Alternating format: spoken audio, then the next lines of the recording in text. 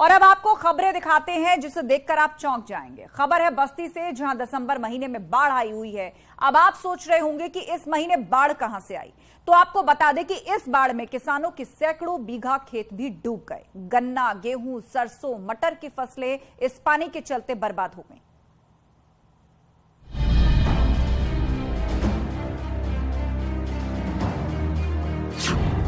दिसंबर में बाढ़ से हाहाकार,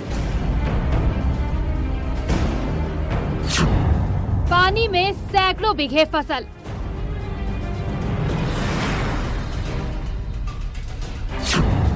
प्रशासन से मदद की गुहार।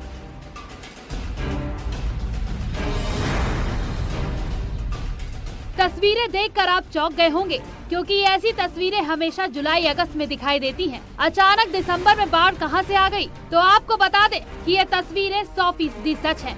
ये बाढ़ ही है जिसमें आसपास के गांव की करीब सैकड़ों बीघे फसल बर्बाद हो गई है। इस अचानक आई बाढ़ से किसान पूरी तरह से बर्बादी की कगार पर हैं। किसानों की गाढ़ी कमाई से उगाई गई गन्ने की फसलें, गेहूं की फसलें और सरसों पूरी तरह से पानी में डूब चुकी है। जिसे 100-150 बीघा जो है खेत जलमग्न हो गया है, जिसमें कि सब लोग गेहूं बोए थे, गन्ना था, सरसों था, पूरी फसल डूब गई है। और कभी नहर की सफाई नहीं होती है, ये 2-3 बार हो चुका है। नुकसान होता है। प्रेजेंट टाइम में जैसे 150 से 250 बीघा गेहूं जलमग्न हो गए हैं और कम से कम 30 से 40 बीघा सरसों जलमग्न हो गए हैं और गन्ने की फसल जलमग्न हो गए हैं, जिससे बहुत भारी किसानों की क्षत हमारे गांव को हुई है।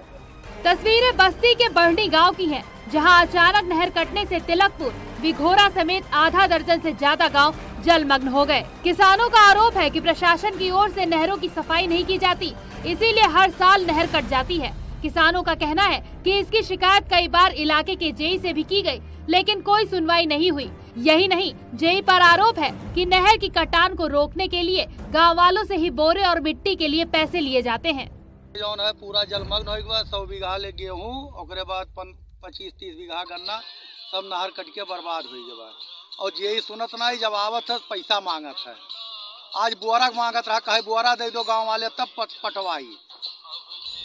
गांव में अचानक बाढ़ पर जिले के डीएम ने भी संज्ञान लिया है। हालांकि डीएम का कहना है कि किसानों की सिंचाई की वजह से नहर टूट गई और गांव में बाढ़ जैसी स्थिति बन गई। कुछ किसानों द्वारा अपनी सिंचाई के लिए पुल काटी गई थी, जिसके कारण नहर कट गई है और कुछ किसानों के खेत में जलने की स्थिति हुई है, तो उसको शीघ्र ही सही करवाकर कार्रवाई की जाए। हम जो भी किसानों का नुकसान हुआ, क्या इसलिए क्षतिपूर्ति वगैरह की भी? हाँ, इसको सर्वे करवाकर जो भी नियमानुसार प्रावधान होंगे उनके अनुसार कार्रवाई की जाए। फिलहाल किसानों के नुकसान की भरपाई की बात की जा रही है, साथ ही कटे हुए नहर को जल्द से जल्द ठीक करने के आश्वासन दिए गए हैं। न्यूज़ 18 के लिए बस्ती से फर्जुल्ला रहमान की रिपोर्ट।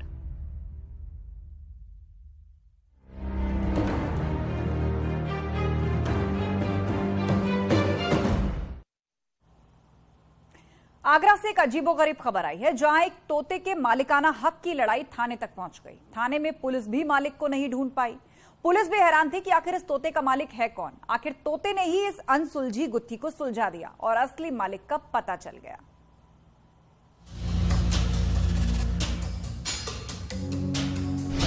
तोते की लड़ाई थाने तक आई, मालिक परेशान, पुलिस हैरान। एक तोता, दो मालिक, उलझी गुत्थी। ताजनगरी में यही वो विदेशी तोता है जिसने एक बड़े विवाद को आसानी से सुलझा दिया। पुलिस भी नहीं समझ पा रही थी कि आखिर इस तोते का मालिक कौन है। दरअसल एक तोते पर दो मालिक दावा ठोक रहे थे। तोते को लेकर एक मामला ऐसा था जो थाना कमला नगर तक पहुंचा। वहां पर तोते को बुलाया गया, तोते से पूछा किसके साथ जाओगे, तो तोते ने अपने मालिक का नाम लिया। क्या था ये वाकया? हालांकि तोते का विवाद सुलझ चुका है, वो आपको बाद में बताएंगे। पहले इस तोते के बारे में जान लीजिए। तो पहले आपको तोता दिखाते हैं। ये तोता विदेशी नस्ल का ये तोता है, यहाँ रहता है। हालांकि जो लोग इस घर में रहते हैं उनको उनके नाम से पुकारता है। खाने को जब इसको भूख लगती है तो ये खुद बोलकर खाना भी मांगता है। अब तोते का विवाद समझते हैं। दरअसल इस तोते पर दो मालिक दावा ठोक रहे थे। विवाद यही नहीं सुलझा तो दूसरे पक्ष ने तोते का विवाद लेकर पुलिस से शिकायत की। पुलिस ने तोते को थाने में बुला लिया और दोनों पक्षों को बुला लिया। जबरदस्ती कई बार मना करने के बाद, वापस करने के बाद भी मुझे वो जबरदस्ती दे गए थे कई दिन बाद। हर बार दे जाते, भिजवा देता, हर बार दे जाते। अब ये इससे मुझे इतना लगाव हो गया है कि ये घर का सदस्य बन गया है बिल्कुल।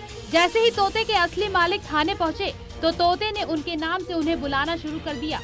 ये सब देख पुलिस वाले भी हैरान रह गए और राहत भरी सांस ली। पुलिस ने तुरंत तोते को असली मालिक के हवाले कर दिया। एसओ साहब ने अपने रूम के अंदर रखवा दिया, इसे ऑफिस के रूम के, तो वहाँ पर ये अपने आप बोलने लगा। अकेले में ज्यादातर बोलता है, आदमियों में